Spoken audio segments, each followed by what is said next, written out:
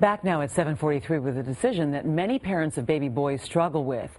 Should they be circumcised? Well, right now the CDC and the American Academy of Pediatrics are reviewing whether to endorse the practice.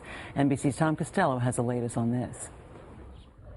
Perhaps no one in America has more publicly wrestled with whether to circumcise his son than Laszlo Stein's dad, the writer and humorist Joel Stein. I was going to hurt him.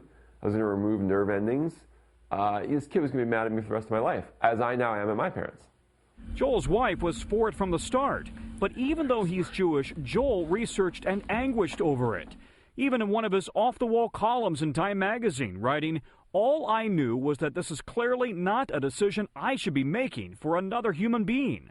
It's really the Jews and the Muslims at this point, and Americans, that do this, and everyone else is keeping it real. He's right. Most countries don't circumcise baby boys. And many American parents are also choosing not to circumcise. About 55% today compared to 90% in the 1970s, with many parents deciding it simply inflicts needless pain. At Seattle Children's Hospital, pediatric bioethics director Dr. Doug Diekema is on a task force reviewing whether the American Academy of Pediatrics should recommend circumcision. Currently, it doesn't.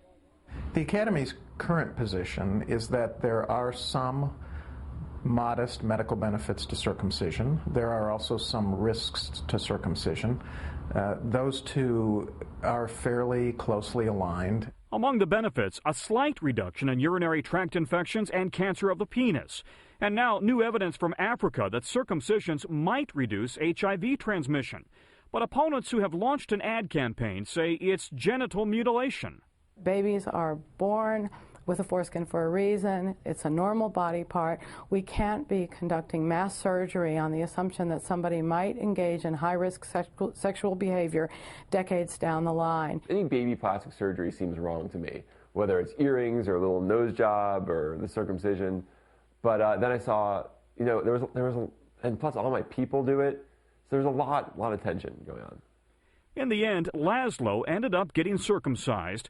Joel says he just hopes his son doesn't hold it against him. For today, Tom Costello, NBC News, Washington. I empathize. It was a tough decision. Yeah. And I made sure I stood there for my son because it was so hard on him.